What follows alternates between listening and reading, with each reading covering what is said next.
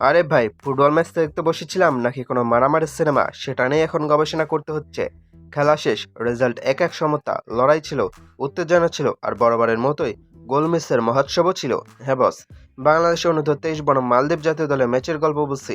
Match শুরু হতে না হতেই, যাকে বলে চায়ে চুমুক দেওয়ার আগেই মালদ্বীপ পেয়ে গেল পেনাল্টি, আর আমাদের ডিফেন্স তখন হয়তো ভাবছিল অতিথিও দেব ভব, ভাইরা আসো গোলটা দিয়ে যাও। ব্যাস, পেনাল্টি থেকে গোল হজম করে বাংলাদেশ পিছিয়ে গেল 1-0-তে। স্টেডিয়ামের দর্শক তখন মাথায় হাত দিয়ে ভাবছে, আজকেও কি তবে সেই পুরনো কাসুন্দি?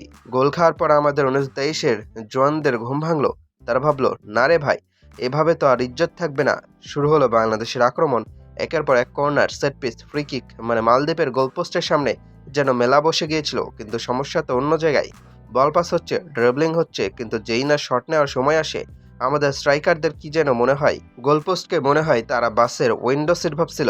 বল বারবার পাশ দিয়ে চলে যাচ্ছে কিন্তু ভেতরে ঢুকছে না। ফিনিশিং এর অভাব দেখে মনে হচ্ছিল গোলপোস্টে বুঝি কোনো অদৃশ্য জাদুকর তাবিজ করে রাখছে। প্রথমার্ধ শেষ হলো ওই 1-0-তেই।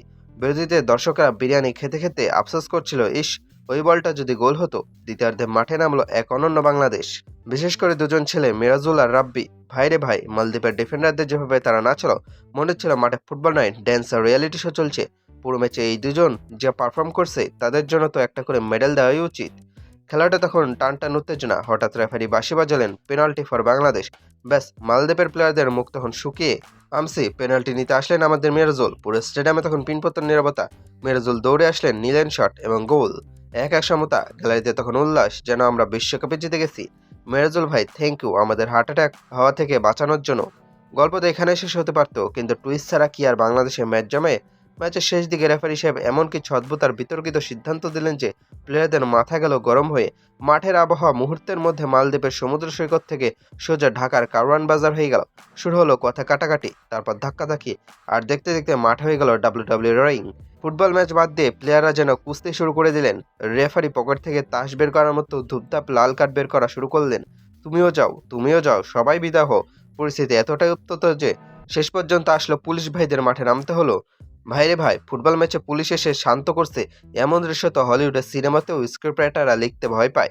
যাই হোক, পুলিশের হস্তক্ষেপে পরিস্থিতি ঠান্ডা হলো এবং ম্যাচ শেষ হলো এক এক সমতায়। তো দিন শেষ হিসাবটা কি দাঁড়ালো?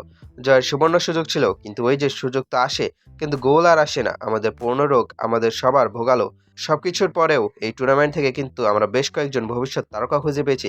মিরাজুল রাব্বিদের মতো তরুণ তুর্কিরা যেভাবে লড়ছে, তা আমাদের ফুটবলের জন্য আসলে একটা পজিটিভ দিক। মালদ্বীপের জাতীয় দলের সাথে আমাদের অনূর্ধ্ব 23 দল এভাবে ফাইট দিয়ে ড্র করছে, এটাও কিন্তু কম বড় কথা নয়। আশা করি সামনের ম্যাচে আমাদের স্ট্রাইকাররা গোলপোস্টের ঠিকানাটা ঠিকঠাক মনে রাখতে পারবে। আপনাদের কি মনে হয়, শেষ দিকের ওই মারামারিটা কি আসলে রেফারিদের ভুলের জন্য হয়েছিল, নাকি আমাদের প্লেয়ারদের একটু বেশিই রাগ?